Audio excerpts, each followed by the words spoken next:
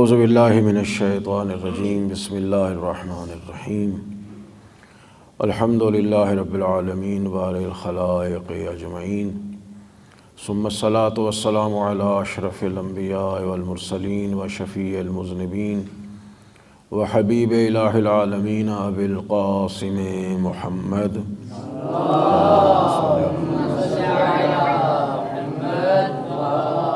وأهل بيته الطيبين الطاهرين المعصومين المظلومين لعنة الله على أعدائهم أجمعين أما بعد فقد قال الله الحكيم بسم الله الرحمن الرحيم وإذ ابتلى إبراهيم ربه بكلمات فأتمهن قال إني جاعلك للناس إماما صلوات بھیج دے محمد وآل محمد صلی اللہ علیہ وسلم۔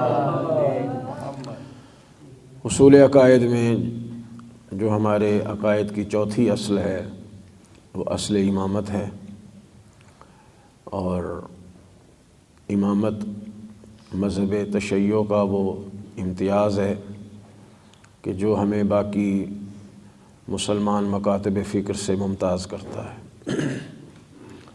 چونکہ ہمارے اصول دین میں امامت ہے، لہٰذا ہمیں امامیہ کہا جاتا ہے۔ علم کلام میں ہمارے مذہب کا نام امامیہ ہے، فقہ میں مکتب جعفریہ کہا جاتا ہے، اور علم کلام میں اصول دین میں ہمیں مذہب امامیہ کہا جاتا ہے۔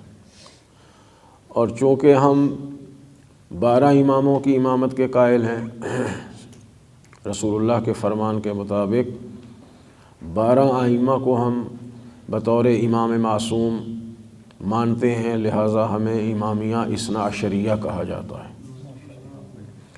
اور اس دن اشارہ کیا تھا کہ عدل کی وجہ سے ہمیں عدلیہ بھی کہا جاتا ہے۔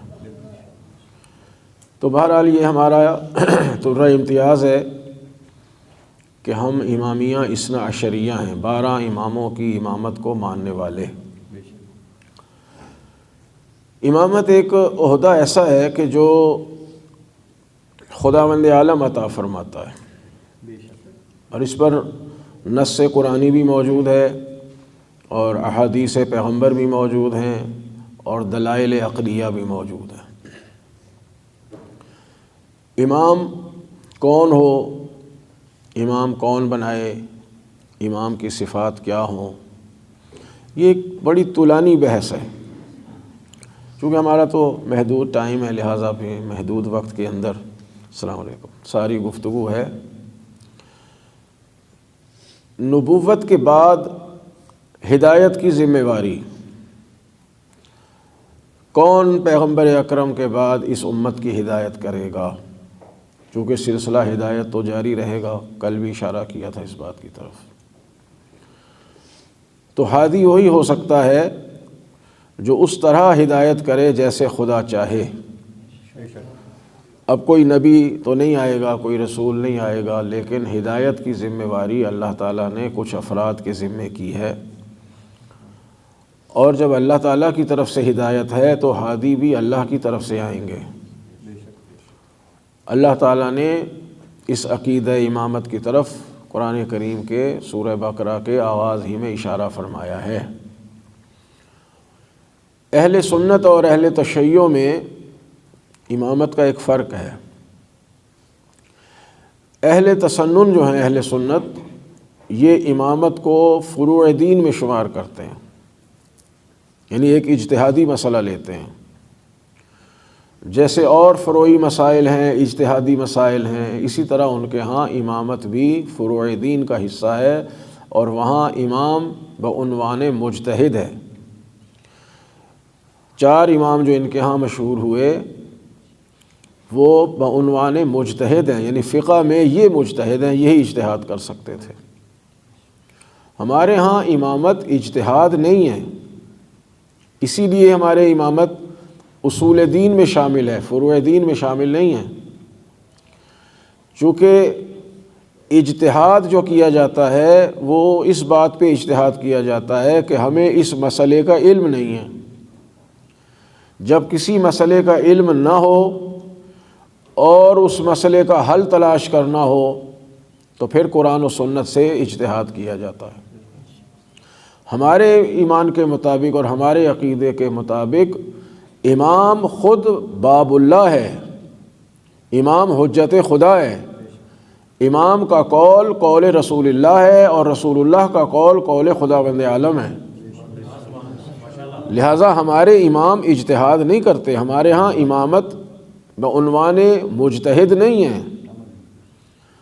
امام کے بعد غیبت کے زمانے میں فقہا ہوں گے جو اجتہاد کریں گے، لیکن جب خود امام معصوم ہیں وہ حجت اللہ ہیں، وہ خود باب علم ہیں، اور جو خود باب علم ہے ان کو احکام خدا کا علم ہے۔ لہٰذا ہم کہتے ہیں کہ ائمہ طاہرین ہمیں حکم خدا بتاتے ہیں، اور حکم خدا مجتہد نہیں بتا سکتا، وہی بتائے گا جو خدا کی طرف سے آئے گا، یا نبی اپنے دور میں بتائیں یا نبی مکرم کے بعد جو ائمہ طاہرین بحکم خدا رسول اللہ ہمیں بتا کے گئے ہیں، وہ ائمہ طاہرین ہمیں حکم خدا بتائیں گے جو حکم واقعی ہوگا۔ مجتہد کے لیے ہم کہہ سکتے ہیں کہ مجتہد سے خطا بھی ہو جاتی ہے۔ اچھا، پھر ایک فرق اور ہے اجتہاد میں۔ اہل تسنن کا عقیدہ یہ ہے کہ مجتہد سے غلطی نہیں ہوتی، ٹھیک ہے، اس بات کو ذہن میں رکھیں۔ ہمارے اہل سنت بھائی جو ہیں ان کی یعنی کہ رائے یہ ہے، ان کا اجماع ہے اس مسئلے پر کہ مجتہد سے یعنی مفتی سے غلطی نہیں ہوتی۔ وہ کیوں غلطی نہیں ہوتی؟ وہ اس بیس پہ ہے کہ وہ اس چیز کو تسلیم نہیں کرتے کہ احکام خدا سارے کے سارے لوح محفوظ پر موجود ہوں۔ یہ بھی سمجھنے والی بات ہے کہ ایک لوح محفوظ فرض کی گئی ہے، فرض سے مراد یہ ہے کہ لوح محفوظ ہے، اب اس لوح محفوظ کو ہم اپنے اردو میں آسان لفظوں میں اسی طرح کہہ لیتے ہیں کہ ایک مثلاً بورڈ موجود ہے، اس بورڈ پہ سارے احکام لکھے ہوئے، حالانکہ وہاں کوئی بورڈ نہیں ہے، مراد سمجھانے کے لیے ہے کہ سارے احکام بن چکے ہیں، ٹھیک ہے، جتنے بھی احکام ہیں نا، جتنے بھی احکام ہیں روز قیامت تک کے مسلمانوں انسانوں کے سارے مسائل کا حل اللہ تعالیٰ نے وضع فرما دیا ہے، بنا دیا ہے۔ اسے کہتے ہیں جعل احکام، احکام خدا سارے کے سارے، پہلے انسان سے لے کے آخری انسان تک کے جتنے بھی مسائل زندگی ہیں، چاہے ان کا تعلق عبادات سے ہے، چاہے اخلاقیات سے ہے، چاہے معاملات سے ہے، ان سارے مسائل کو پروردگار عالم نے بنا دیا ہے۔ جعل احکام، وضع احکام، اردو میں کہیں گے سارے حکم بنائے جا چکے ہیں، ان کے مسائل کا حل بنایا جا چکا ہے، ٹھیک۔ اہل سنت یہ کہتے ہیں کہ نہیں، ایسی کوئی چیز موجود نہیں ہے، جو مجتہد کہے گا وہی حکم خدا بن جائے گا۔ بات واضح ہو رہی ہے؟ یعنی جو مفتی نے فتویٰ دے دیا، جو مجتہد نے اجتہاد کر کے ایک رائے قائم کر لی، ایک فتویٰ دے دیا، وہی حکم خدا بن جاتا ہے۔ جب اس کے کہنے سے حکم خدا بنے گا تو غلطی ہو نہیں سکتی، کیونکہ جو اس نے کہہ دیا، ان کی رائے یہ ہے کہ ما افتى به المفتی فهو حکم اللہ فی حق مقلدہ، جو مفتی نے فتویٰ دے دیا وہ اس کے مقلد کے لیے حکم خدا ہے۔ تو جب ہمارے بنانے سے حکم خدا بنے گا تو جو ہم کہہ دیں گے وہی حکم خدا بن جائے گا، تو لہٰذا غلطی کا امکان نہیں ہے۔ لہٰذا وہ اپنے علماء کو، مفتیوں کو، مجتہدوں کو کہتے ہیں مصوبہ، مصوبہ سواد کے ساتھ، کہ جو کچھ یہ کہیں گے وہی ٹھیک ہے، اس میں غلطی نہیں ہو سکتی۔ ہم اس بات کو نہیں مانتے۔ اہل تشیع کے علماء فقہا اس بات کو تسلیم نہیں کرتے، وہ کہتے ہیں نہیں، تمام احکام خدا نے بنائے ہیں اور وہ قرآن و احادیث میں موجود ہیں، ان تمام مسائل کا حل قرآن و حدیث میں موجود ہے، اسی کو ہم اپنے لیے لوح محفوظ سمجھ لیتے ہیں۔ اب جب مجتہد اجتہاد کرتا ہے، یعنی وہ مسائل جو ہمیں پیش آتے ہیں جن کا حل قرآن اور حدیث میں صاف صاف اور واضح اور آشکارا موجود نہیں ہیں تو مجتہد اجتہاد کرتا ہے قرآن و حدیث سے۔ اب یہاں یہ بھی ممکن ہے کہ وہ اسی خدا کے حکم کو تلاش کر لے جو حکم خدا ہے، اور یہ بھی ممکن ہے کہ خطا ہو جائے، غلطی ہو جائے، کیونکہ مجتہد معصوم تو نہیں ہے۔ معصوم ہو تو غلطی نہیں ہو سکتی، غیر معصوم سے تو خطا کا امکان ہے۔ تو اب مجتہد جو بنائے گا، یعنی اجتہاد کے ذریعے سے جو حل تلاش کرے گا، وہ بعین ہی حکم خدا بھی ہو سکتا ہے، تو پھر یہ کہلائے گا مصوبہ کہ اس نے فتویٰ درست دیا، اور اگر غلطی ہو گئی تو کہلائے گا مخطئہ، خطا ہو گئی ہے۔ ٹھیک، یہاں اجتہادی خطا جو ہے فقہی مسائل میں وہ یہ فائدہ دیتی ہے کہ جو فتویٰ قائم ہوگا، جو رائے قائم ہوگی، یہ حکم ثانوی کہلائے گا۔ اگر حکم خدا مل جائے تو حکم واقعی ہے، اور اگر حکم خدا نہ ملے غیبت کے زمانے میں، چونکہ امام تو غائب ہے، ممکن ہے اس سے خطا ہو جائے، تو وہ احکام ثانوی کہلائے گا۔ جی، احکام ثانوی ہی ہمارے لیے کافی ہوگا جب تک ظہور حضرت قائم علیہ الصلوۃ والسلام نہ ہو جائے۔ صلوات بھیج دے محمد وعلیہ۔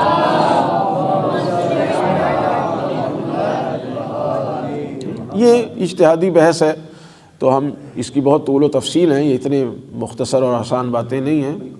میں صرف یہ عرض کر رہا تھا کہ تشیع میں اور تسنن میں امامت کا بنیادی فرق یہ ہے کہ مذہب اہل سنت میں امامت کا تعلق فروع دین سے ہے، اجتہادی مسائل سے ہے، فقہی مسائل سے ہے۔ وہاں ان کا امام فقہی مسائل میں تو اس کی اتباع کرنی پڑے گی انہیں، چاہے حضرت ابو حنیفہ کی کرے یا مالک کی کرے یا شافعی یا حنبل، کسی ایک کی، لیکن باقی مسائل میں وہ واجب الاطاعت نہیں ہے۔ لیکن ہم اہل تشیع کے ایمان اور عقیدے کے مطابق امام کی اطاعت واجب ہے زندگی کے ہر مسئلے میں۔ اللہ نے ان کو واجب الاطاعت بنایا ہے، اور امامت کا تعلق اصول دین سے ہے، فروع دین سے نہیں ہے۔ فروعی مسائل کو وہ بیان کریں گے، تمام احکام خدا کو بیان کریں گے، لیکن امامت ہے اصول دین میں سے۔ اب جب اصول دین میں سے ہے تو اصول دین میں ہم نے کچھ بھی نہیں بنایا، نہ توحید ہم نے بنائی، نہ اللہ کا عدل ہم نے بنایا، نہ اللہ کی کوئی صفت ہم نے بنائی، نہ نبوت ہم نے بنائی، نہ قیامت ہم نے بنائی۔ تو پھر نبوت اور قیامت کے درمیان جو سلسلہ امامت اللہ نے رکھا ہے، یہ بھی انسان نہیں بنا سکتے، یہ بھی خدا ہی بنائے گا۔ اور آپ دیکھیں قرآن کریم میں کئی آیات اس چیز کی طرف اشارہ کرتی، وَجَعَلْنَاهُمْ أَئِمَّةً يَهْدُونَ بِأَمْرِنَا، ہم نے امام بنائے ہیں جو ہمارے امر سے ہدایت کرتے ہیں۔ تو امامت کا فریضہ بھی بتا دیا، اور امام کون بنائے گا یہ بھی بتا دیا۔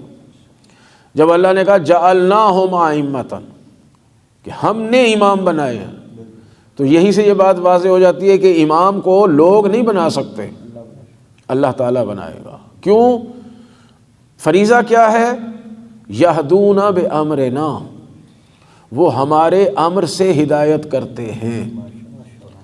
تو جب اللہ کے حکم سے ہدایت کرتے ہیں تو ان کو اللہ سے حکم لینا پڑے گا تو آگے ہدایت کریں گے۔ عام انسان جسے ہم بنائیں گے، امام بنا لیں فرض کریں، وہ اللہ سے امر کیسے وصول کرے گا؟ اللہ سے امر تو وہی لے سکتا ہے جسے خدا اولی الامر بنائے گا۔ اطیعوا اللہ واطیعوا الرسول اولی الامر منکم، اور یہ آیت موجود ہے کہ اللہ کی اطاعت کرو، رسول اور صاحبان امر کی اطاعت کرو۔ تو اولی الامر وہی ہوں گے جن کو خداوند عالم بنائے گا، اور ہمارے ایمان و عقیدے کے مطابق یہ 12 امام ہی اولی الامر ہیں۔ اور معصومین نے فرمایا کہ ہماری امامت پر، خصوصاً حضرت قائم کی امامت پر جب استدلال کرنا ہو تو سورہ قدر سے استدلال کیا کرو۔ یہی سورہ کہ انا انزلناہ فی لیلۃ القدر، کہ اس رات میں کیا ہوتا ہے؟ ملائکہ آتے ہیں، تنزل الملائکۃ والروح، فرشتے آتے، سارے فرشتے، روح القدس آتے ہیں، اللہ کے امر لے کر آتے ہیں۔ تو یہ اللہ کے امر کہاں لے کے آتے ہیں؟ مسلمان غور کرے نا اس چیز کی طرف، خدا کے امر لے کے آتے ہیں، خدا کے احکام لے کے آتے ہیں، تو کیا وہ کہیں رکھ کے چلے جاتے ہیں یا آئے لے کے اور پھر واپس لے کے چلے گئے؟ انسانوں کے امور ہیں وہ یہیں رہیں گے، وہ کسی کو دے کے جائیں گے۔ کس کو دے کے جائیں گے؟ جو اولی الامر ہوگا۔ امر الہی کو انہی کو دیا جائے گا جو اللہ کا امر وصول کرنے کے لیے زمین پر موجود ہوں گے، وہ اولی الامر ہوں گے جو اللہ کے امر کو وصول کریں گے۔ اور حضرت امام باقر علیہ السلام سے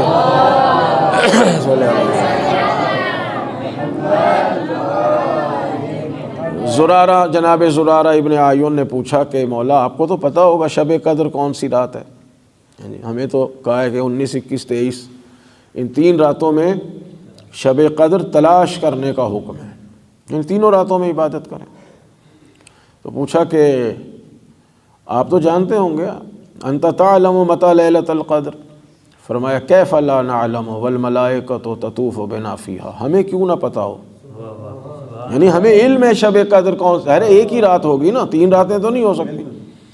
تعینی طور پر، معین طور پر فرماتے ہیں ہمیں معلوم ہے ایک شب قدر کون سی رات ہے، اس لیے کہ اس رات میں ملائکہ آ کے ہمارا طواف کرتے ہیں۔ تو لہٰذا حجت خدا کا وجود یقینی ہے، امام کا وجود، اولی الامر کا وجود ضروری ہے۔ اب یہ جو سلسلہ امامت ہے، بعض لوگ اس پر معترض ہیں کہ یہ شیعوں کا بنایا ہوا ایک عقیدہ ہے اور اسلام میں یہ عقیدہ ثابت نہیں ہے، حالانکہ قرآن کریم میں جناب ابراہیم کی امامت کا تذکرہ موجود ہے، جو آیت تبرکاً پڑھنے کی سعادت حاصل کہ وَإِذِ ابْتَلَىٰ إِبْرَاهِيمَ رَبُّهُ بِكَلِمَاتٍ، اس وقت کو بھی یاد کریں یا ذکر کریں کہ جب تمہارے رب نے ابراہیم کا کچھ امتحان لیا۔ اب وہ کلمات کیا تھے وہ ایک الگ بحث۔ فَأَتَمَّهُنَّ، جب وہ امتحان انہوں نے مکمل کر لیا یعنی کامیاب ہو گئے، تو قَالَ إِنِّي جَاعِلُكَ لِلنَّاسِ إِمَامًا، اللہ تعالیٰ نے فرمایا کہ ابراہیم اب ہم تمہیں پوری انسانیت کا امام بناتے ہیں۔ دیکھیے یہاں نبوت ملی ہوئی ہے جناب ابراہیم کو، ہمارا ایمان ہے کہ یہ نبی دنیا میں آ کے نبی نہیں بنتا، اللہ تعالیٰ نبوت امتحان لے کے نہیں دیتا۔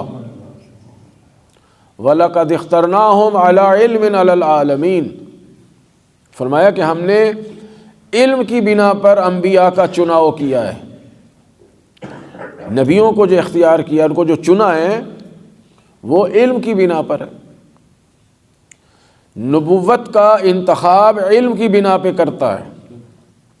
اچھا ہر نبی رسول نہیں ہوتا، جی 1,24,000 انبیاء ہیں، ان میں سے ہر نبی رسول بننے کے اہل نہیں ہے، استحقاق نہیں رکھتے۔ جو نبیوں میں سے رسول بننے کا استحقاق رکھتے ہیں، اہل ہیں، ان کو اللہ تعالیٰ رسالت دیتا ہے، اور رسالت بھی امتحان کی بنا پہ نہیں ہے، امتحان نہیں لیتا اللہ تعالیٰ کہ رسول کا عہدہ دینے کے لیے نبیوں میں امتحان لے پھر ان کو رسول بنائے، نہیں، جن کو اس لائق پاتا ہے ان کو رسول بنا دیتا۔ اب سارے رسولوں میں بھی امام بننے کی اہلیت نہیں ہے۔ کوئی اس جملے پر اعتراض نہ کرے، اللہ تعالیٰ نے سارے رسولوں کا امتحان نہیں لیا۔ جناب ابراہیم سے پہلے بھی تو رسول گزرے، اب 313 ہے نا، آخر 313۔ جناب نوح سے رسالت شروع ہوئی ہے، ان کو امامت کیوں نہیں دی؟ جناب ابراہیم کا امتحان لیا، ان کو اس اہل پایا ہے پروردگار نے کہ ان کا امتحان لیا جائے۔ اور یہ بھی دیکھیں اللہ تعالیٰ امتحانات لیتا ہے نا، اچھا ہر بندہ جس پہ بھی مشکل آ جائے وہ یہ سمجھتا ہے اللہ میرا امتحان لے رہا ہے، اللہ میری آزمائش کر رہا ہے۔ اللہ تعالیٰ ہر ایک کا امتحان نہیں لیتا، اللہ تعالیٰ ہر ایک کو آزماتا نہیں ہے۔ ٹھیک ہے، اللہ تعالیٰ مخصوص بندوں کا امتحان لیتا ہے۔ اور اللہ امتحان کیوں لیتا ہے؟ یہ جاننے کے لیے امتحان نہیں لیتا پروردگار کہ یہ کس لائق ہے، یہ کتنے پانی میں ہے، یہ کہاں تک ہے۔ اللہ تعالیٰ امتحان لیتا ہے باقی دنیا کو دکھانے کے لیے کہ اس بندے میں کتنا کمال ہے کہ یہ میرے امتحان پہ پورا اترتا ہے۔ لہذا جناب ابراہیم کے امتحانات لیے، مختلف امتحان، نبی ہیں، رسول ہیں، صاحب شریعت ہیں، خلیل ہیں، امتحان لیے۔ اور امتحان لینے کے بعد کیا فرمایا؟ انی جاعلک للناس اماما، میں تمہیں انسانوں کا امام بناتا ہوں۔ اب اگر امامت عہدہ کم ہوتا تو نبوت اور رسالت کے بعد، اور وہ بھی امتحانات لینے کے بعد، یہ تو پھر ظلم ہو جائے گا۔ کوئی بورڈ، کوئی یونیورسٹی کہے کسی اسٹوڈنٹ کو کہ آپ ایم اے پاس بھی ہیں اور آپ پی ایچ ڈی بھی کر چکے ہیں، اب ہم آپ کو بی اے کی ڈگری دیتے ہیں۔ آپ نے امتحان دیا ہے، آپ ایم اے بھی ہیں، پی ایچ ڈی بھی ہیں، اب ہم آپ کو گریجویشن کی ڈگری، بی اے کی ڈگری دیتے ہیں۔ اب یہ بتائیے، یہ اس کے ساتھ عدل و انصاف ہے یا ظلم ہے؟ وہ کہے گا بھائی میں تو پہلے ہی پی ایچ ڈی کیے بیٹھا ہوں۔ تو اللہ تعالیٰ تو ظلم نہیں کرتا، ہر امتحان کے بعد درجہ بڑھا کرتا ہے۔ یہ تو ہم جیسے عام لوگ بھی جانتے ہیں، خدا کے نظام میں بھی ایسا ہی ہے کہ درجہ بڑھے گا۔ تو یہ امامت وہ عظیم منصب ہے کہ جو اللہ تعالیٰ نے جناب ابراہیم کے بطور نبی، بطور رسول، بطور صاحب شریعت، بطور خلیل ہونے کے امتحان پر امتحان لیے ہیں۔ اور جب سارے امتحانوں میں جناب ابراہیم علیہ السلام کامیاب ہو گئے تو اللہ تعالیٰ نے اعلیٰ ترین درجہ عطا فرمایا کہ انی جاعلک للناس اماما، ہم تمہیں پوری انسانیت کا امام بناتے ہیں۔ اور جناب ابراہیم بھی اتنے خوش ہوئے ہیں کہ کہا ومن ذریتی۔ اب یہاں بھی دیکھیے یہ من بڑا اہم ہے یہاں پہ کہ میری اولاد میں سے بھی کچھ کو امامت مل جائے گی۔ وذریتی نہیں کہا کہ میری پوری ذریت کو امامت دے دے۔ من آپ جانتے ہیں تبعیض کے لیے آتا ہے کہ میری اولاد میں سے، میری ذریت میں سے بھی کچھ کو یہ امامت ملے گی۔ تو اللہ تعالیٰ نے بھی وعدہ کس بنا پہ کیا کہ لا ینال عہد الظالمین، کہ جو ظالم ہوں گے ان کو یہ امامت نہیں ملے گی۔ کبھی ہوتا ہے سیدھا سیدھا کہہ دیا جائے کہ جو معصوم ہوں گے ان کو امامت ملے گی، یہ آسان لفظ ہے، لیکن اس کا دائرہ بہت پھیل جاتا ہے۔ اور آپ جانتے ہیں کہ لفظ کا جو معنی و مفہوم ہے وہ عام طور پر استعمال کرنے والے کے تابع ہوتا ہے۔ جس معنی میں ہم لفظ کو استعمال کریں گے نا، وہ لفظ اسی معنی کے تابع ہو جائے گا، وہ اسی معنی میں استعمال ہو جائے گا۔ اگر اللہ یہ کہہ دیتا کہ جو معصوم ہوں گے ان کو امامت مل جائے گی، تو پھر جسے ہم معصوم کہتے وہی اپنے آپ کو امامت کا اہل سمجھتا۔ توجہ فرما رہے ہیں نا؟ یعنی ہم بہت سے لوگوں کو کہتے ہیں یہ تو معصوم بندہ ہے، یہ تو معصوم ہے، معصوم ہے، معصوم ہے۔ بچے کو بھی کہتے ہیں معصوم ہے، کسی پاگل کو بھی کہہ دیں کہ معصوم ہے، تو پھر یہ ہو جاتا بھئی یہ تو معصوم ہے، اور اللہ نے کہا میں معصوم کو امامت دوں گا تو بس یہ شاید صاحب امامت ہے۔ لیکن پروردگار کی گفتگو ایسے نہیں ہے، قرآن کی فصاحت ایسے نہیں ہے۔ کہا لا ینال عہد الظالمین، میرا یہ عہدہ امامت ظالموں کو نہیں ملے گا۔ اب جس کے دامن پہ بھی ظلم کا دھبا آئے گا وہ چاہے بعد میں ساری زندگی توبہ کرتا چلا جائے، چونکہ ایک دفعہ ظلم ہو چکا ہے اس سے، اب اس کو امامت نہیں مل سکتی۔ یہی سے علامہ محمد حسین طباطبائی علی اللہ مقامہ صاحب تفسیر المیزان، انہوں نے استدلال کیا اس آیت سے کہ امام معصوم ہوں گے۔ وہ کہتے ہیں 4 قسم کے لوگ ہیں، 4 قسم کے لوگ۔ ایک وہ کہ جنہوں نے پوری زندگی گناہوں میں بسر کر دی۔ اچھا دیکھیں، ظلم مفہوم بہرحال یقیناً سب کے ذہن میں ہوتا ہے۔ ظلم صرف یہی نہیں ہوتا کہ کوئی کسی کو قتل کر دے، کوئی کسی کا حق چھین لے۔ سب سے بڑا ظلم یہ ہے کہ انسان گناہ کرے، یعنی ظالم لنفسہ ہی، یہ قرآن کریم میں کئی جگہ پہ یہ ترکیب آئی ہے کہ اپنے ہی نفس پہ ظلم کرنا۔ کوئی کسی دوسرے پہ ظلم کرے بہت بڑا ظلم ہے، وہ دوسرا کوئی بھی ہو سکتا ہے، چاہے اپنے رشتہ داروں میں ہو، ہمسایوں میں ہو، برادری میں ہو، اپنے ملک و قوم میں ہو۔ کوئی خدا کے ساتھ ظلم کرتا ہے، خدا کے حق ادا نہیں کرتا، رسول اللہ کے ساتھ ظلم کرتا ہے، ان کے حق ادا نہیں کرتا، اپنے مذہب کے ساتھ ظلم کرتا ہے، مذہب کی تعلیمات کو پورا نہیں کرتا۔ ظالم لنفسہ ہی، اپنے نفس پہ ظلم کرتا ہے، یعنی گناہ کرتا ہے۔ فرماتے ہیں کہ اللہ نے جو فرمایا لا ینال عہد الظالمین، یہاں 4 قسم کے لوگ آپ فرض کریں۔ ایک قسم وہ ہے کہ جن کی پوری زندگی اول سے آخر تک گناہوں میں بسر ہو گئی، یہ تو صریحاً ظالمین میں شامل ہیں۔ ظالم، اللہ نے کہا ظالم کو امامت نہیں ملے گی تو اس کو تو مل ہی نہیں سکتی۔ کچھ وہ لوگ ہیں جن کی ابتدائی زندگی تو یعنی کہ نیکیوں میں گزری۔ شروع میں ہوتے ہیں بعض لوگ بڑے نیک پارسا، جیسے جیسے بڑے ہوتے گئے بگڑتے چلے گئے، کوئی جاب مل گئی، کوئی افسری مل گئی، پیسہ آنے لگا، تو جب دولت آتی ہے تو آپ کو پتہ ہے کہ بہت کم لوگ پھر راہ راست پہ رہ جاتے ہیں۔ شروع کی زندگی نیکیوں میں گزری، بعد والی زندگی جو ہے وہ گناہوں میں بسر ہونے لگی، تو فرمایا یہ بھی ظالم ہے، ان کو بھی امامت نہیں مل سکتی۔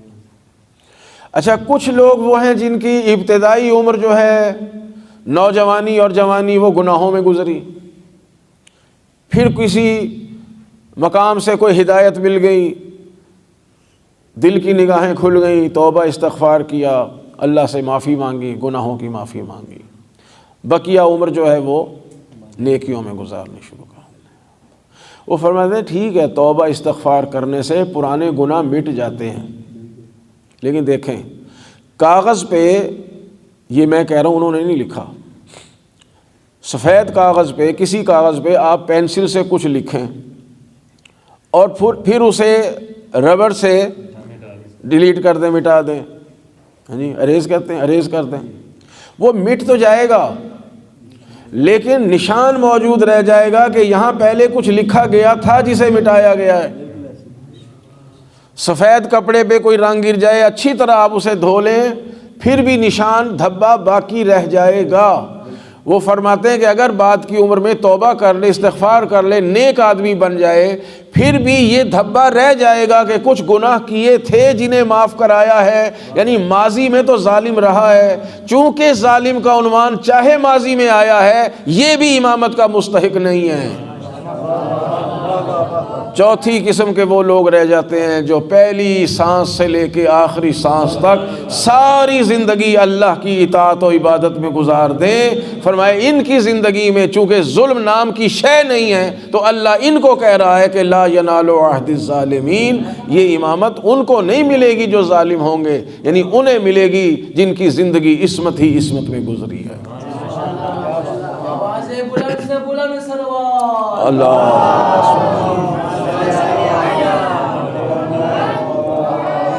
لہذا اسی آیت سے امام کا معصوم ہونا ثابت ہوتا ہے کہ امام وہ ہوں گے جن کی زندگی میں عصمت ہی عصمت ہوگی، طہارت ہی طہارت ہوگی، اور اس استدلال کے علاوہ عقلی استدلال بھی بہت سے موجود ہیں، وہی جو ہم نبیوں کے لیے کرتے ہیں کہ اگر نبی ہی نعوذ باللہ گناہ کرے تو امت اگر گناہ کرے گی تو پھر ان کے لیے عذاب کیوں؟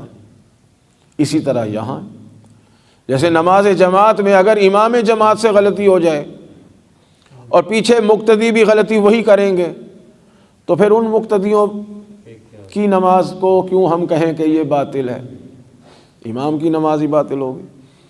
تو اسی طرح اگر امام گناہ کرے گا تو امت بھی اگر وہی گناہ کرے تو امت کو عذاب کیوں ہو؟ اور پھر جب اللہ فرما رہا ہے کہ جعلناہم ائمۃ یہدون بامرنا، کہ یہ امام ہمارے امر سے، ہمارے اذن سے، ہماری رہنمائی کے مطابق ہدایت کرتے ہیں، تو اس کا مطلب ہے امام کا تعلق بھی وحی کے ساتھ ہے۔ وَأَوْحَيْنَا إِلَيْهِمْ فِعْلَ الْخَيْرَاتِ، خود ہی قرآن کی آیت کہہ رہی کہ جنہیں ہم نے امام بنایا ہے ان پر ہم یہ وحی کرتے ہیں کہ وہ بہترین کام انجام دیں، یعنی ان سے کوئی خطا واقع نہ ہو۔ اب کوئی لفظ وحی سے پریشان نہ ہو جائے کہ وحی کا تعلق تو پیغمبر اکرم سے ہے۔ پیغمبر اکرم سے جو وحی مخصوص ہے وہ آیات قرآنیہ والی ہے، ہاں یہ یاد رکھیں۔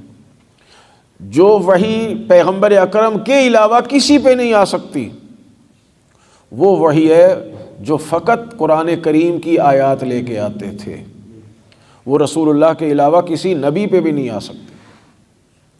لیکن وحی کے مختلف انداز ہیں۔ پہلی بات تو یہ ہے کہ جو وحی فقط اور فقط 1,24,000 انبیاء میں بھی فقط رسول اللہ کے ساتھ مخصوص تھی، وہ وحی قرآن تھی، کہ قرآن کریم کا ایک حرف بھی نبی کریم کے علاوہ کسی اور پہ نازل نہیں ہو سکتا۔ پہلی بات تو یہ ہو گئی۔ دوسری بات یہ ہے کہ وحی کے انداز مختلف ہیں۔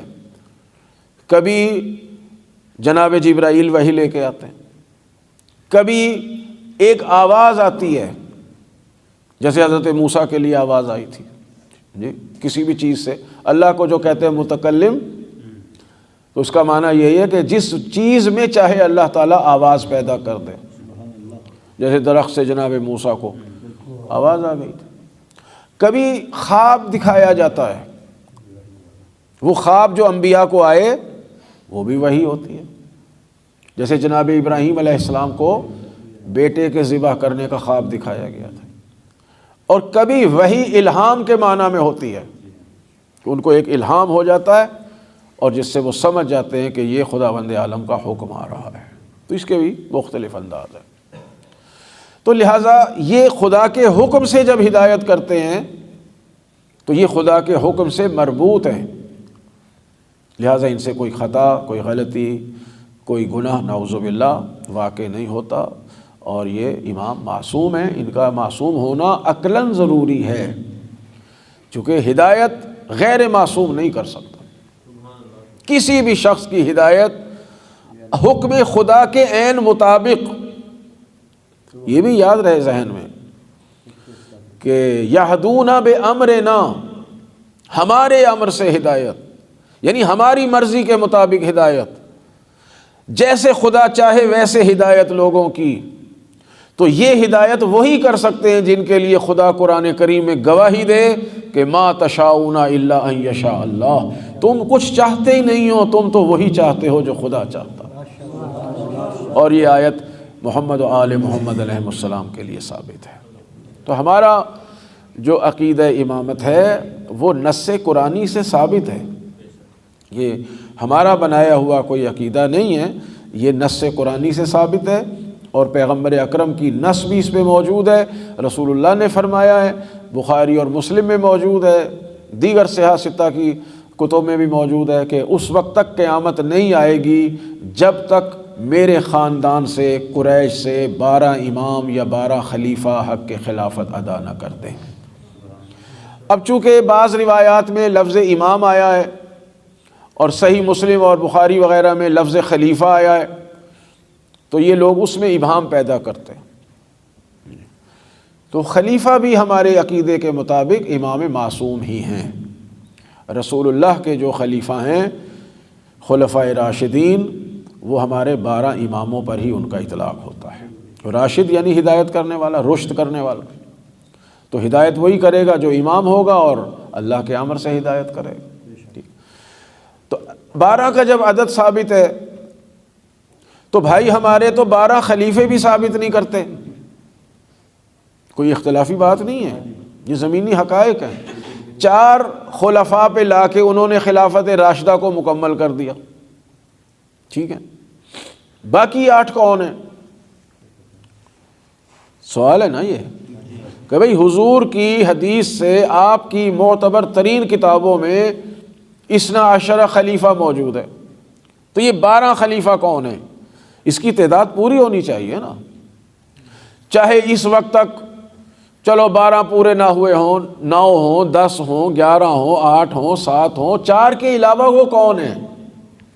بہت کھینچ تان کے وہ احسان کرتے ہیں 5ویں مقام پر مثلا امام حسن کو لے آتے ہیں، لیکن ان کو بھی خلافت راشدہ تصور نہیں کرتے۔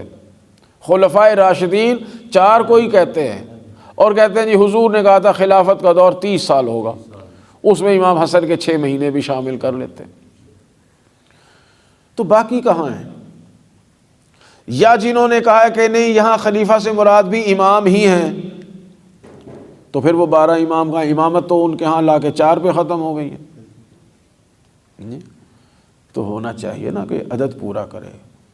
تاریخ الخلفاء لکھی گئی ہے، بہت بھاری کتاب علامہ سیوطی نے، کسی بھی طریقے سے وہ 12 کا عدد مکمل نہیں کر پاتے، اور پھر 12ویں امام پر بھی ایمان رکھتے ہیں کہ آخری جو ہیں 12ویں امام آئیں گے، امام مہدی اجل اللہ تعالیٰ فرجہ الشریف۔ اب وہ پیدا ہو چکے ہیں یا پیدا ہوں گے، یہ اختلاف ہے۔ ہم کہتے ہیں وہ دنیا میں تشریف لا چکے ہیں، بھائیوں کے ہاں یہ ہے کہ وہ پیدا ہوں گے، لیکن جب وہ 12 کا عدد پیش بھی کرتے ہیں اس میں امام مہدی کا نام ہی نہیں ہے، ٹھیک۔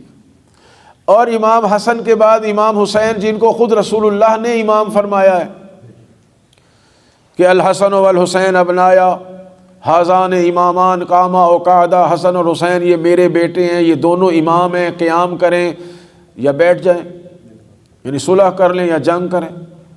تو اس میں امام حسن کا نام تو مجبوراً لے آتے ہیں، امام حسین علیہ السلام کا نام نہیں لے کے آتے۔ تو کسی طریقے سے بھی امت مسلمہ کے تمام مکاتب فکر، ان کے علماء ہمارے لیے محترم ہیں، مگر ہمارا سوال اپنی جگہ پہ باقی ہے کہ وہ 12 کا عدد کیسے پورا کریں گے، جبکہ حضور نے مشخصات بیان کر دی ہیں مختلف احادیث میں جو ان کی اپنی کتابوں میں پائے جاتے ہیں کہ یہ سب قریش سے ہوں گے، یہ میری ذریت میں سے ہوں گے، یہ اولاد فاطمہ میں سے ہوں گے، بہت سی نشانیاں آپ نے بیان فرمائی ہیں، مگر وہ 12 کا عدد جو امامت کے لیے حضور نے یا خلافت کے لیے معین فرمایا ہے اس کو امت مسلمہ پورا نہیں کرتی سوائے مذہب شیعہ اثنا عشریہ کے۔ یہ افتخار ہمیں حاصل ہے اور یہ اللہ تعالیٰ کا فضل ہے کہ اس نے ہمیں ان 12 اماموں سے متمسک فرمایا ہے جن کو رسول خدا نے بحکم خدا امت تک پہنچایا ہے، اور خطبہ غدیر میں بھی 12 اماموں کا نام لیا ہے، اور ایک حدیث جو آپ نے جابر ابن عبداللہ انصاری سے فرمائی اس میں بھی 12 اماموں کے نام فرمائے، اور جابر کو یہ بھی بشارت دی تھی کہ تو میرے 5ویں جانشین محمد باقر کی زیارت کرے گا، اور جب ان کی زیارت کرے تو مجھ محمد کا سلام کہے۔ ایک صلوات بھی بھیج دیں محمد و آل محمد۔ یہاں امیر المومنین علیہ الصلوۃ والسلام کے کچھ خطبوں کے درمیان میں آپ نے اپنے امامت کا تذکرہ فرمایا ہے، جیسے یہ خطبہ نمبر 118 میں ہے کہ تاللہ لقد علمت تبلیغ الرسالات و اتمام العدات۔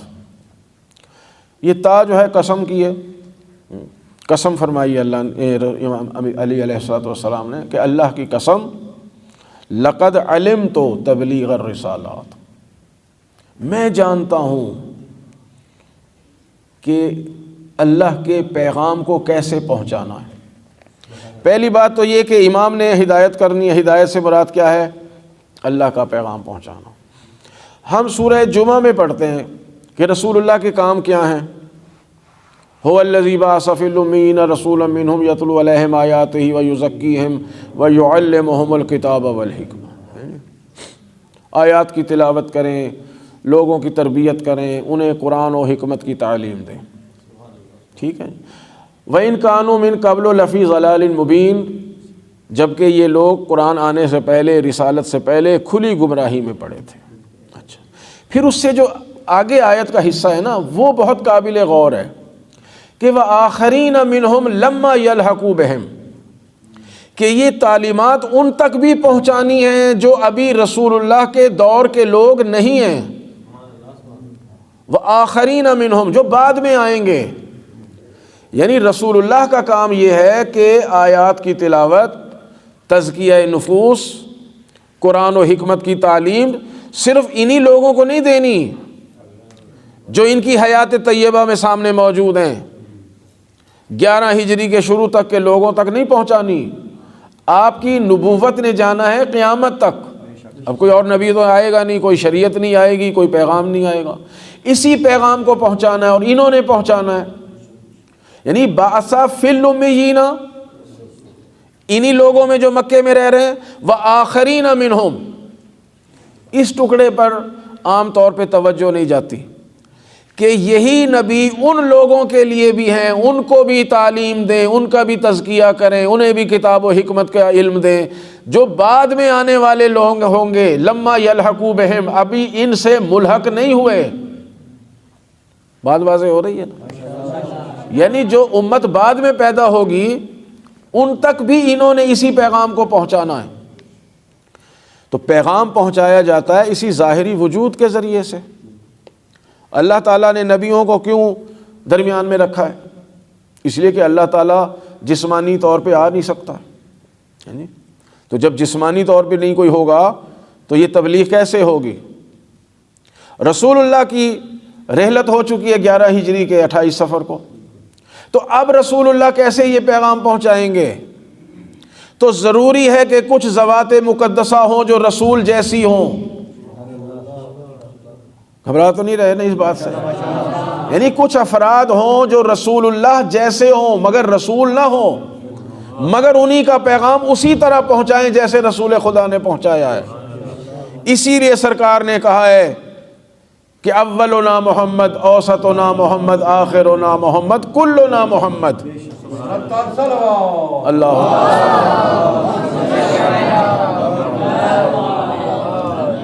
ہمارے پہلے بھی محمد ہیں، درمیانے بھی محمد ہیں، آخری بھی محمد ہیں۔ اب دیکھ لیں، پہلے محمد خود رسول خدا ہے، 14 میں درمیان والے امام باقر بنیں گے، ان کا نام بھی محمد ہے، اور آخری حضرت حجت ہیں، ان کا نام نامی بھی محمد ہے۔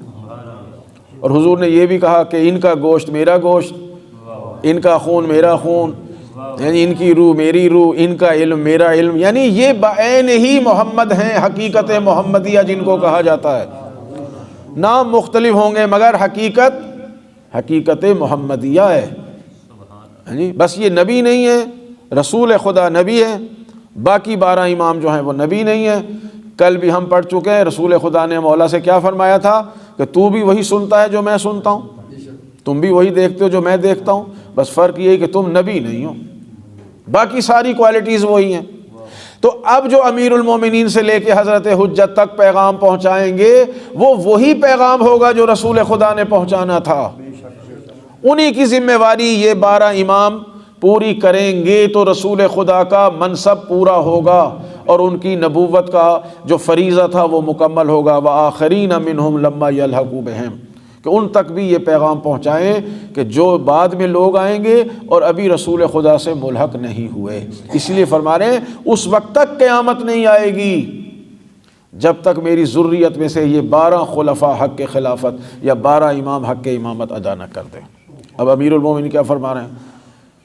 اچھا پھر وہ بھی حدیث ذہن میں رکھیں کہ میں شہر علم ہوں، علی اس کا دروازہ، اور وہیں سے ہدایت ملے گی۔ تاللہ لقد علمت تبلیغ الرسالات، خدا کی قسم میں ہی جانتا ہوں کہ رسالت کی تبلیغ کیسے ہو سکتی ہے۔ یعنی جو کچھ رسول اللہ پہ نازل ہوا وہ علم کس کے پاس ہے؟ رسول خدا کے پاس۔ میں نے عرض کیا تھا کہ کاتب وحی وہ ہونا چاہیے جو غار حرا سے ساتھ چلا آ رہا ہے، جو کوئی آخر میں آ رہا ہے 2.5 سال حضور کے ساتھ گزار رہا ہے، کوئی 4 سال گزار رہا ہے، کوئی 5 سال گزار رہا ہے، کوئی 10 سال گزار رہا ہے۔ اچھا کوئی اول سے بھی آیا تو اسے کیا پتا کہ گھر میں رسول کیسے رہتے ہیں؟ دوست احباب تو باہر تک ہی رہیں گے نا بھائی، گھر کے اندر تو بھائی جا سکتا ہے، داماد جا سکتا ہے، غیر اغیار تو گھر کے اندر نہیں آ سکتے۔ تو یہ سارا علم جو رسول اللہ کے پاس ہے وحی کا، ایک روایت اس میں موجود ہے کہ امیر المومنین فرماتے ہیں کہ کبھی رسول اللہ میرے پاس آ جایا کرتے تھے، ہمارے گھر آ جاتے تھے، اور کبھی میں وہاں جاتا تھا۔ یہ کبھی سے مراد یہ کہ ایک رات وہاں ایک رات وہاں، کہ ایک رات رسول خدا ہمارے گھر آتے تھے، گھر سے مراد حجرہ ہے، اور ایک رات میں ان کے حجرے میں جاتا تھا۔ فرماتے ہیں جب میں جایا کرتا تھا تو جو بھی حضور کے حجرے میں ہوتی تھی انہیں باہر نکال دیتے تھے۔ جیسے یہ جناب ام سلمہ سے بھی روایت ہے کہ میری باری تھی، مجھے باہر بھیج دیا، ساری رات علی کے ساتھ گفتگو کرتے۔ اور فرماتے ہیں کہ جب حضور میرے حجرے میں آتے تھے تو کسی کو باہر نہیں نکالتے تھے، میں بھی ہوتا تھا، فاطمہ بھی ہوتی تھی، حسن بھی ہوتے تھے، حسین بھی ہوتے تھے۔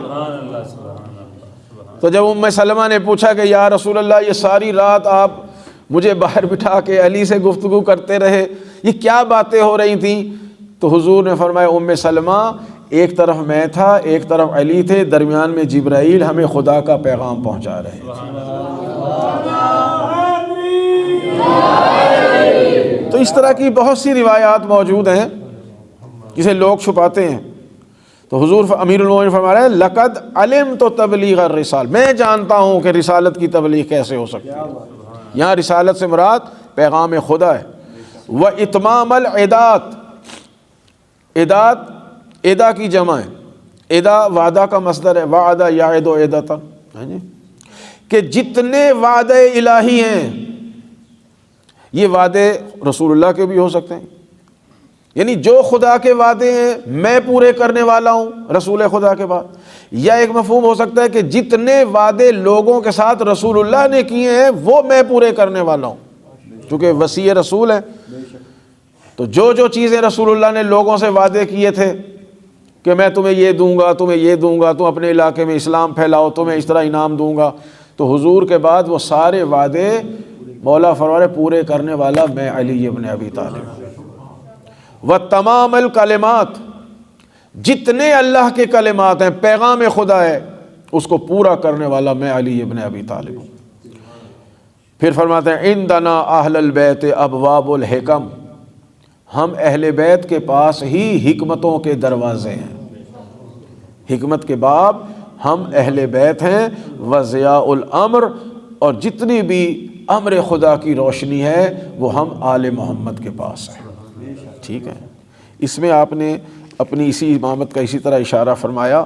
اور پھر ایک اور خطبے میں یہ جو میں نے ٹکڑا پڑھا تھا وہ خطبہ 118 کا تھا، یہ خطبہ 142 سے ہے کہ این الذین زعموا انہم الراسخون فی العلم، کہاں ہیں وہ لوگ جو یہ گمان کرتے ہیں کہ وہ راسخون فی العلم ہیں۔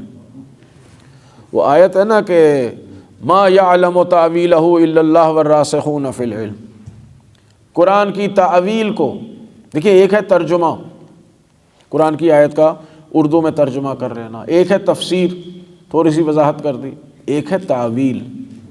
تعویل کا معنی ہوتا ہے اصل کلام کہنے والا کہنا کیا چاہتا ہے، جی مراد متکلم جسے ہم پڑھتے ہیں، مراد متکلم کلام کرنے والے کی اصل مراد اور مقصد کیا ہے، اسے کہتے ہیں تعویل۔ قرآن میں خدا فرماتا ہے کہ اس قرآن کی تعویل کو کوئی نہیں جانتا دنیا میں، ترجمہ کر لیں گے، تفسیر بھی کر لیں گے، مگر تعویل یا خدا جانتا ہے یا راسخون فی العلم جانتے ہیں۔ مولا فرما رہے ہیں وہ لوگ کہاں ہیں جو اپنے آپ کو راسخون فی العلم سمجھتے ہیں، ہمیں نہیں سمجھتے۔ این الذین زعموا انہم الراسخون فی العلم دوننا، وہ کہاں ہیں؟ جب پھنس جاتے تھے نا لوگ علمی مشکلات میں تو پھر کہاں جاتے تھے؟ جی ایسے ہی تھوڑی لوگوں نے کہا کہ علی نہ ہوتے تو ہم ہلاک ہو جاتے، تو یہ ہلاکت یہی علمی مشکلات کی ہلاکت تھی۔ ادھر سے تم اپنے آپ کو راسخون فی العلم سمجھتے ہو اور جب مشکل پڑتی ہے تو ہمارے پاس آتے ہو۔ کذبا و بغیا علینا، یہ جھوٹے ہیں، یہ ہمارے خلاف بغاوت کرنے والے ہیں۔ ان رفعنا اللہ ووضعہم، یاد رکھو اللہ نے ہمیں رفعت بخشی ہے، اللہ نے ہمیں بلند مقام عطا فرمایا ہے، ووضعہم انہیں نیچے گرایا ہے، ہمیں اعلیٰ مقام دیا ہے، انہیں پست کیا ہے۔ وَآتَانَا وَحَرَمَهُمْ، اللہ نے جو کچھ دینا تھا ہمیں دیا ہے، ہمارے مخالفوں کو محروم رکھا ہے۔ وَأَدْخَلْنَا وَأَخْرَجَهُمْ، اللہ نے ہمیں اپنے علم میں داخل کیا ہے، انہیں باہر نکالا ہے، ہمیں بنایا ہے خزان العلم۔ بنا یستعط الہدی، فرماتے ہدایت ہمارے ذریعے سے حاصل کی جا سکتی ہے۔ وَيُسْتَجْلَ الْعَمَى، اندھیروں کو ہماری وجہ سے دور کیا جا سکتا ہے، یعنی گمراہی بھی دور ہوگی تو اہل بیت کی وجہ سے، جہالت کی تاریکی بھی دور ہوگی تو اہل بیت کی وجہ سے۔ اور فرماتے ہیں ان الائمۃ من قریش، حضور نے فرمایا نا کہ امام قریش سے ہوں گے، یہ بہت قابل غور ہے جملہ۔ فرمایا ان الائمۃ من قریش، یقیناً امام قبیلہ قریش سے ہوں گے۔ پھر امام نے اپنی طرف اشارہ کیا، غرسوا فی ھذا البطن من ہاشم، سارے قریش میں سے امام نہیں ہوں گے، بنی ہاشم کے اس سپوت سے امام آئیں گے۔ سبحان اللہ، کیا جملہ استعمال کیا ہے کہ غرسوا فی ھذا البطن۔ بطن آپ وادی کو بھی لے سکتے ہیں، بطن سے مراد باطن بھی ہو سکتا ہے، بطن سے مراد ایک زمین کو بھی لیا جا سکتا ہے جس میں درخت لگایا جائے۔ امام نے کنایتاً فرمایا ہے کہ امامت کا جو درخت ہے نا وہ بنی ہاشم کی اس سرزمین پر اگایا جائے گا، یعنی نہ سارے قریش کو امامت ملے گی، نہ سارے بنی ہاشم کو امامت ملے گی۔ اگر رسول اللہ کے بعد امامت ہے تو بنی ہاشم کے یا علی ابن ابی طالب کے لیے ہے اور یا ان کے بیٹوں کے لیے ہے۔ لا تصلح علی سواہم ولا تصلح الولاة من غیرہم، نہ ہمارے علاوہ یعنی بنی ہاشم کے ہمارے خاندان کے علاوہ کوئی امامت کی صلاحیت رکھتا ہے اور نہ ہمارے علاوہ کوئی ہماری برابری کرنے کا دعویٰ کر سکتا ہے۔ تو یہ مختصراً، البتہ اور چیزیں بھی ہیں کہ اب ظاہر ہے کہ ٹائم بھی بڑی جلدی سے گزر جاتا ہے، تو اس روشنی میں ہمارے پاس نصوص موجود ہیں۔ نص اس دلیل کو کہتے ہیں جس کو کوئی رد نہ کر سکے، قرآن کریم سے، احادیث نبوی سے، احادیث ائمہ سے، اور عقلی دلائل موجود ہیں کہ یہ امامت ایک مستقل عقیدہ ہے، اور یہ رسالت کے بعد، رسول اللہ کے بعد ہدایت کا فریضہ انجام دینے کے لیے بحکم خدا معین کیا گیا ہے۔ جیسے امت اتفاق کر کے کسی کو رسول نہیں بنا سکتی، اسی طرح امت کسی پر اتفاق یا اجماع کر کے کسی کو اپنے لیے امام بھی نہیں بنا سکتی۔ ٹھیک ہے، یہ کوئی مسجد کی امامت نہیں ہے۔ وہ ایک صاحب مکے میں بیٹھے ہوئے ہیں، وہ بھی اپنے چٹکلے چھوڑتے رہتے ہیں کہ جی شیعوں کے امام کس مسجد کے امام ہیں، یہ بیچارے مسجد کی امامت سے باہر ہی نہیں نکلتے۔ ان کے ہاں اگر امامت ہے تو صرف وہ 2-4 رکعتوں کی امامت کا تصور ہے، یہ امامت عالمینی امامت ہے، یہ آفاقی امامت ہے، یہ پوری کائنات کی امامت ہے کہ امام حجت خدا ہیں، اور ان کی تعداد رسول خدا نے معین فرمائی ہے کہ 12 امام ہوں گے، اور الحمدللہ ہمارا مذہب شیعہ اثنا عشریہ مذہب ہے۔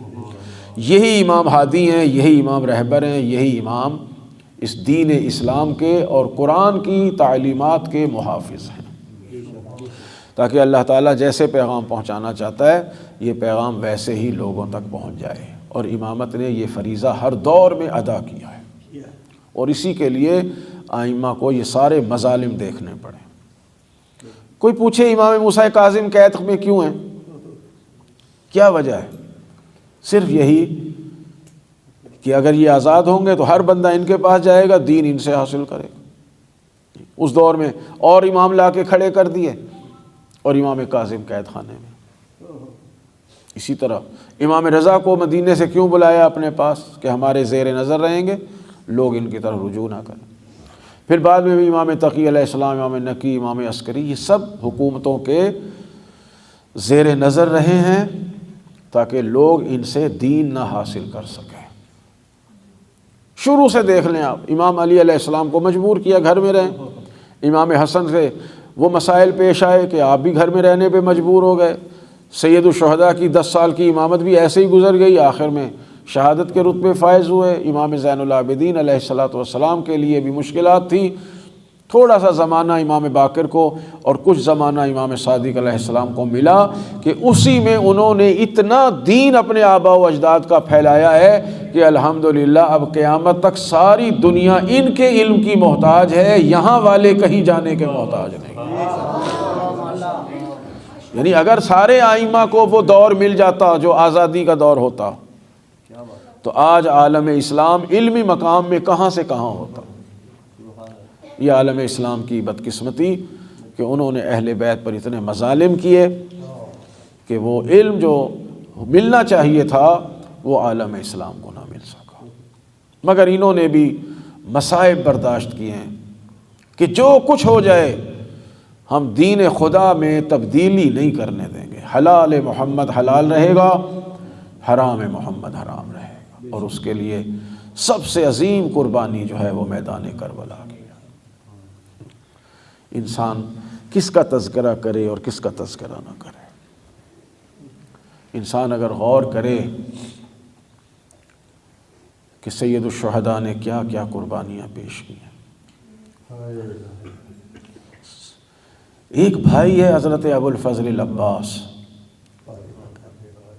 آج حضرت عباس کا تھوڑا سا تذکرہ ہو جائے کہ سارا یہ کاروان جو چلا ہے نا مدینے سے، یہ حضرت عباس کی آس پہ چلا ہے۔ جب چلے تو بی بی ام البنین نے وعدہ لیا اپنے بیٹے سے کہ عباس قبر نبی پر مجھ سے وعدہ کرو۔ اللہ اکبر، کیا عظیم بی بی ہیں جناب ام البنین کہ عباس مجھ سے وعدہ کرو کہ جب تک تو زندہ رہے گا علی کے بیٹے حسین کو، نبی کے بیٹے حسین کو کوئی زخم نہیں لگے گا، اور علی کی بیٹیوں کے پردے کی طرف کوئی آنکھ اٹھا کے نہیں دیکھے گا۔ اور جناب عباس نے وہ وعدہ پورا کیا ہے۔ روز عاشور تک کسی کی مجال نہیں ہے جو خیام کی طرف آنکھیں اٹھا کے دیکھے، اور بیویاں مطمئن تھی کہ ہمارے پاس عباس موجود ہے۔ لیکن جب جناب عباس بھی اجازت لینے آتے ہیں، مفصل مصائب نہیں پڑھنے، سب جانتے ہیں آپ، تو امام نے کیا فرمایا تھا، عباس تو میرے لشکر کا سردار ہے۔ تو جناب عباس نے دائیں بائیں دیکھ کے کہا، مولا وہ لشکر کہاں گیا جس کا مجھے سردار بنایا تھا۔ یا میں ایک جملہ کہتا ہوں کہ شاید امام نے آہستہ سے کہا ہو، عباس ذرا آہستہ بولو، میرے لشکر میں تو زینب بھی ہیں، ام کلثوم بھی ہیں، سکینہ بھی ہیں، یہ میری بہنیں، یہ میری بیٹیاں، یہ میرے حرم تیری وجہ سے خیموں میں آرام سے رہ رہے ہیں۔ اور یہی وجہ ہے عزیزان محترم کہ جب جناب عباس شہید ہو گئے ہیں، جب جناب عباس کی شہادت ہو گئی اور خبر آئی ہے خیمے میں، جناب عباس کا لاشا نہیں آیا، سب شہداء کے لاشیں آئے ہیں مگر جناب عباس کا لاشا نہیں آیا۔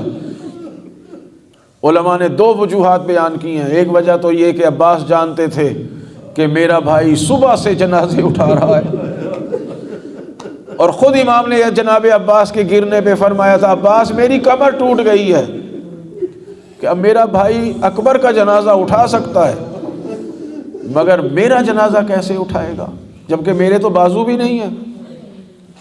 اور دوسری وجہ یہ لکھی ہے کہ کہا میں سکینہ سے وعدہ کر کے آیا تھا کہ پانی لاؤں گا، اگر پانی نہیں لے جا سکتا تو پھر میرا جنازہ بھی خیمے میں نہ لے کے جائیں۔ امام خالی علم اور خالی مشکیزہ لے کے جب خیمے میں پہنچے نا اور بیویوں کو جناب عباس کی شہادت کی اطلاع مل گئی تو جناب زینب نے ایک جملہ فرمایا ہے کہ عباس تیری وجہ سے جو آرام سے سویا کرتے تھے آج سے ان کی نیند ختم ہو گئی، اب وہ جاگا کریں گی، اور تیرے خوف سے جو دشمن سوتا نہیں تھا اب تیری شہادت کے بعد ہمارا دشمن آرام سے سویا کرے گا کہ اب عباس دنیا میں نہیں رہے۔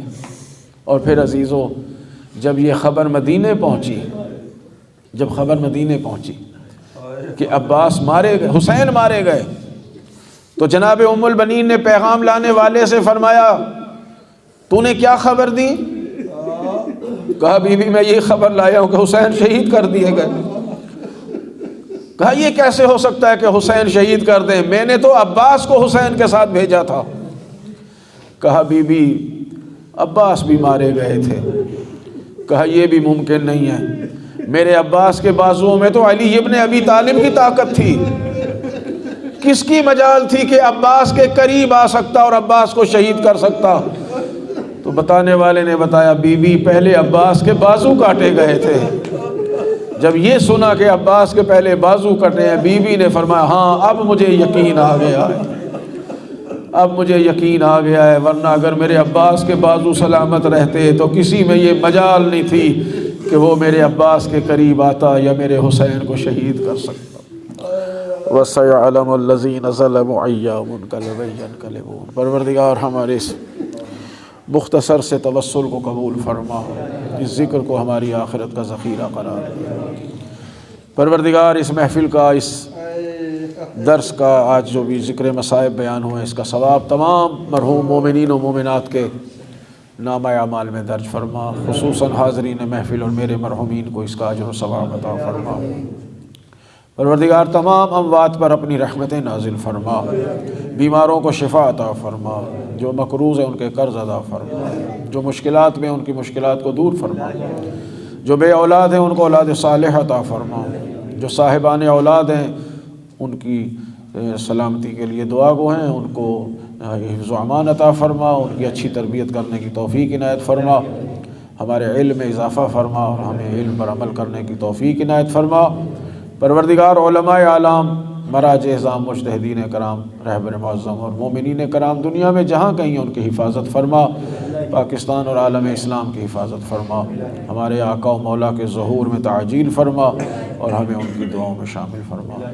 ربنا تقبل منا انک انت السمیع العلیم، آمین یا رب العالمین، بحق محمد و آلہ المعصومین، رحم اللہ من یقرأ الفاتحہ۔